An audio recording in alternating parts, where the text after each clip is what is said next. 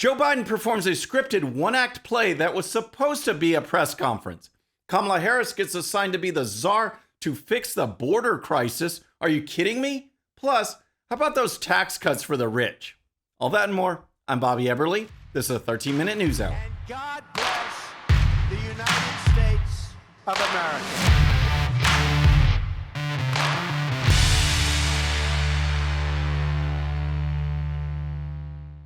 All right, friends, welcome to the show. Happy Friday. Hope you had a great week. If you're new to the show, thank you so much for tuning in.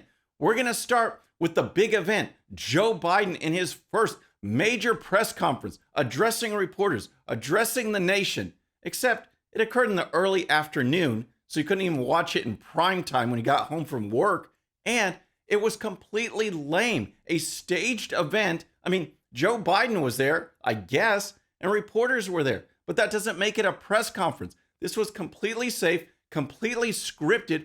He knew he was going to call on. He had a list of reporters with their names and faces, pictures on it to ask them to go in order, to leave out Fox News. And he knew the answers. He had scripts for every single topic. He would turn to them. It's not like just having a couple facts to bring out new information for people. This was the whole script. And you could see it in some of the responses. It was absolutely lame, and it was a waste of time. This showed us nothing except to reaffirm that Joe Biden's losing it, that he can't handle this, that everything has to be prepped and staged and according to script. After he gave an opening statement, here's how things got going. Now, I'll be happy to take your questions. Zeke, Associated Press. See, this is not a spontaneous press conference. It's a script. It's according to plan. And look at the question that he gets asked by this Associated Press reporter. One of the defining challenges you face in the coming months is how to deliver on your promise to Americans on issues like immigration reform, gun control, voting rights, climate change.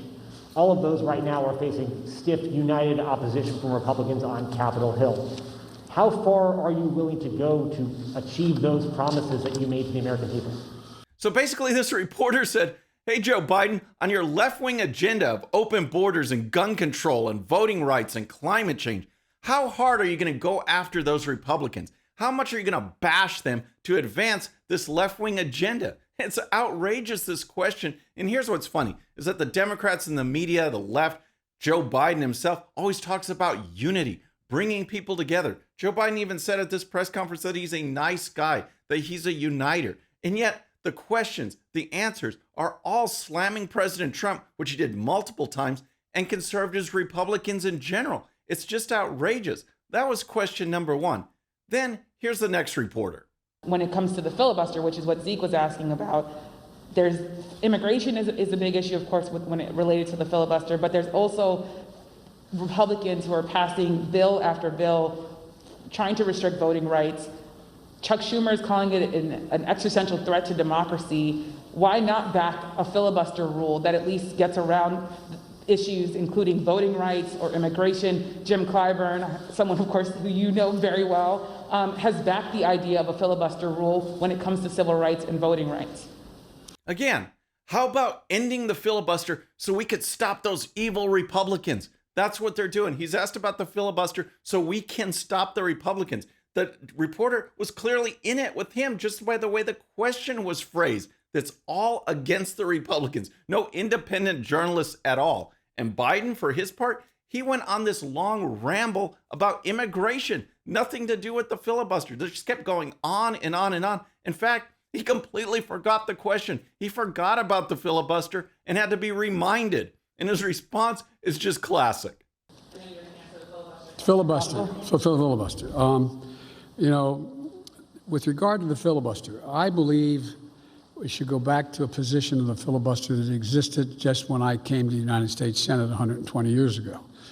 So he has to be reminded about the filibuster question and then talks about when he was back in the Senate 120 years ago. Didn't even bat an eye, just keeps going. It was just outrageous. And just one more example, because there's so much to cover.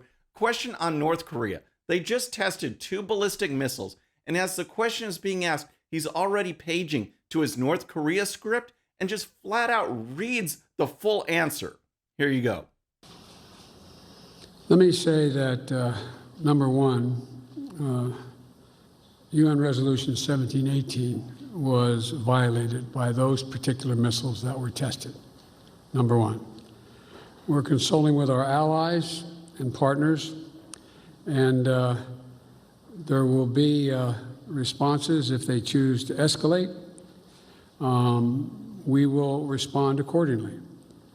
But I'm also prepared for some form of diplomacy. So that's Joe Biden in action. And as you can see, he is not up to the job. If anything, the press conference revealed that he can't handle it. Everything has to be staged. Everything has to be prepared. Everything has to be scripted. That's the only way he could do it. And it showed that the left, the journalists, the Biden administration, they're all in against the Republicans. It has nothing to do with unity at all. Fox News wasn't called on. Newsmax wasn't called on. Biden was asked a question about China and human rights. He goes on this long ramble about his relationship with the Chinese leader, on and on and on and on. And then finally at the end, he says, yeah, human rights good, China bad in that. I mean, whatever. It was so bogus, folks. And again, it just shows the nature of Joe Biden. He was elected, and the people that voted for him, you got to wonder, what were you thinking? What were you thinking when you have a situation like this where he can't even answer questions and hold a press conference? All right, so next, talk about decision-making from Joe Biden. Here's a big one. But first, if you're new to the show or haven't subscribed yet, please subscribe. And when you do, please hit that bell so you'll be notified. We're making our push for 150,000 subscribers, and we could do it with your help. All right, let's talk about immigration, the border crisis, because Joe Biden has made a major decision. He has decided that Kamala Harris is going to be the one to fix it. That's right. He has appointed Kamala Harris to be the czar of the border crisis, to fix the situation that's going on down there. And here's the story. President Biden acknowledged that the border is experiencing serious spikes of illegal immigration and gave Vice President Kamala Harris the job of fixing it. In her first top-profile deployment, Ms. Harris will look for ways to stem the flow of people and to work on Mr. Biden's longer-term goal of nation building in Central America, where he hopes to mitigate factors that encourage people to leave. Most of the migrant surge originates in Guatemala, El Salvador, and Honduras. I can think of nobody who is better qualified to lead international negotiations, Mr. Biden said of his vice president, citing her time as Attorney General in California. Can you believe this? Kamala Harris is charged with fixing the crisis at the southern border. Kamala Harris. The only person that I think is more incompetent than Harris is Joe Biden. It's just outrageous. She has done nothing to help the southern border. In fact, she has been hostile to Border Patrol and those who are trying to keep the border secure. Here's more. While Ms. Harris served as district attorney in San Francisco, she authored an opinion that provided legal cover for sanctuary cities to refuse to cooperate with ICE detainer requests, setting the stage for the extreme sanctuary policies in California. Ms. Harris bragged about these actions last year on the debate stage during the Democrat primary. She also raised her hand in support of decriminalizing illegal border crossings, voiced her opposition to deporting illegal aliens if they had not committed crimes, and said she supported giving illegal immigrants free health care. So that's the person in charge of trying to fix the southern border. Kamala Harris, hostile to Border Patrol, hostile to ICE, wants to open the borders, decriminalize illegal immigration, no more deportations. That's who's going to solve the problem. And what does that say about Joe Biden's judgment or his commitment? We know right there, it's completely revealed what they want at the southern border. It's not security. It's not law and order. It's not the rights of American citizens. It's everything counter to that. Here's Harris's reaction. While we are clear that people should not come to the border now, we also understand that we will enforce the law and that we also, because we can chew gum and walk at the same time, must address the root causes that cause people to make the trek, as the president has described, to come here, she said. Wow, what a waste of time. What a statement. It shows they are not committed to doing anything except sending tax dollars to countries that should be fixing the problem themselves. You would think that these countries want to keep their citizens, want to keep their people there and do things that actually promote that. Instead, they're just having corrupt governments, bad run countries, and expecting money from the United States of America.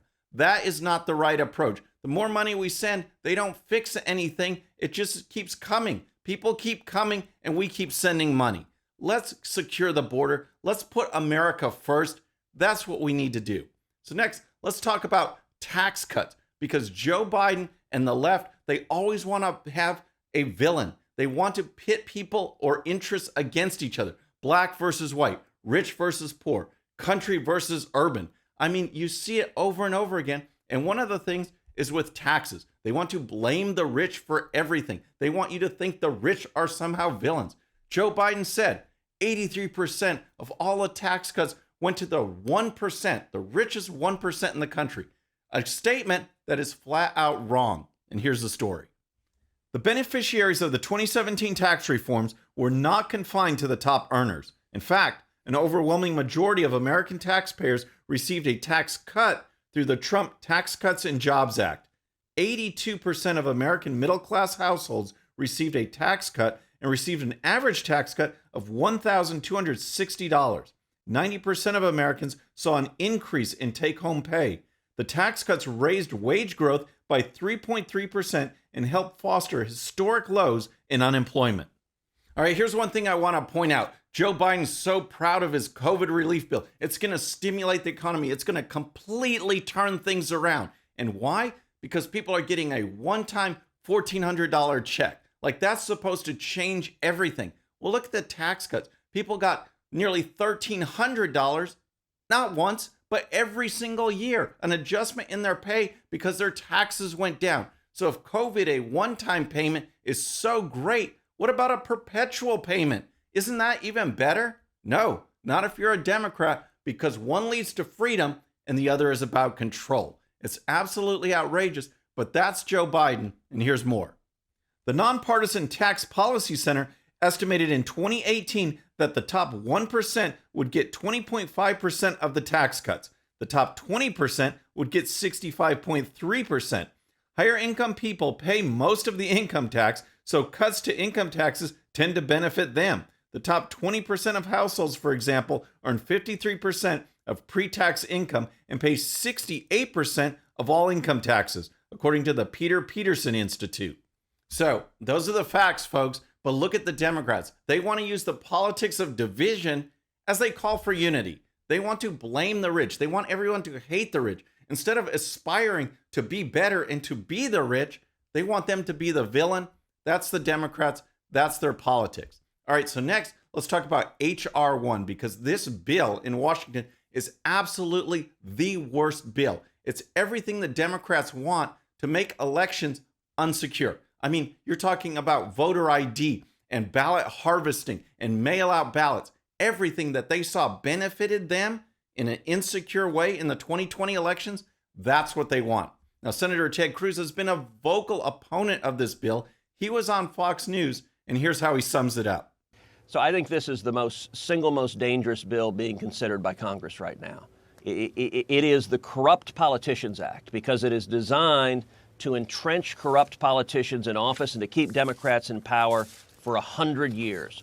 The Corrupt Politicians Act. I just love that, because that tells the full story. The Democrats are corrupt. They don't want security. They don't want just legal people voting. They want a free-for-all. Here's more. What does it do? It has the federal government take over all elections. It repeals virtually all of the common sense state integrity laws for election integrity. So, for example, 29 states have voter ID laws, including my home state of Texas.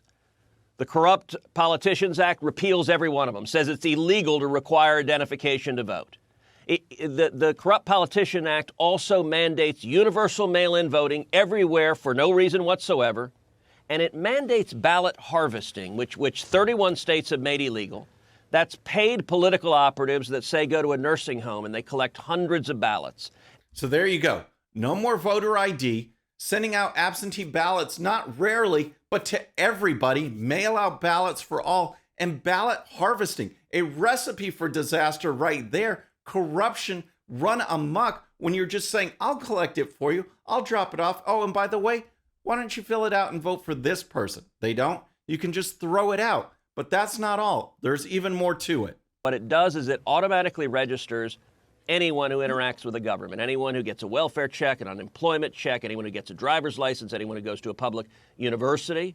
The Democrats know that will result in millions of illegal immigrants being registered to vote, and that is their objective, is to get millions of illegal immigrants to vote.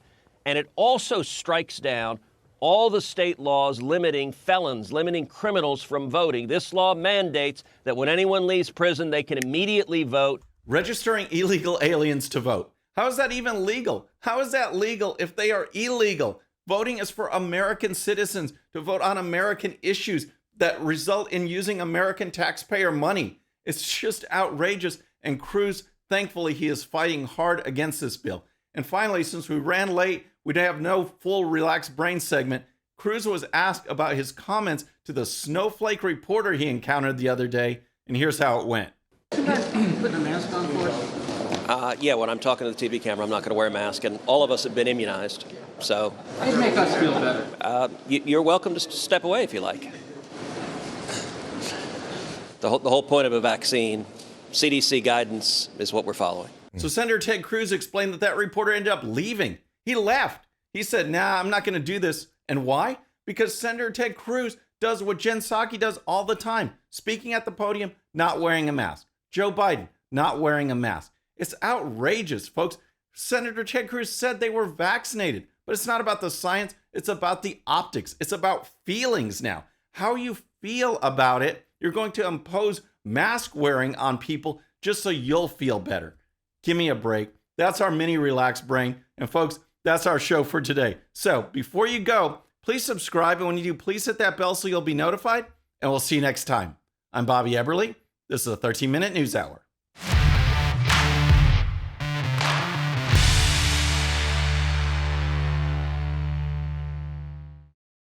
Okay, friends, thanks so much for watching. And before you go, please hit that subscribe button, hit that bell so you'll be notified.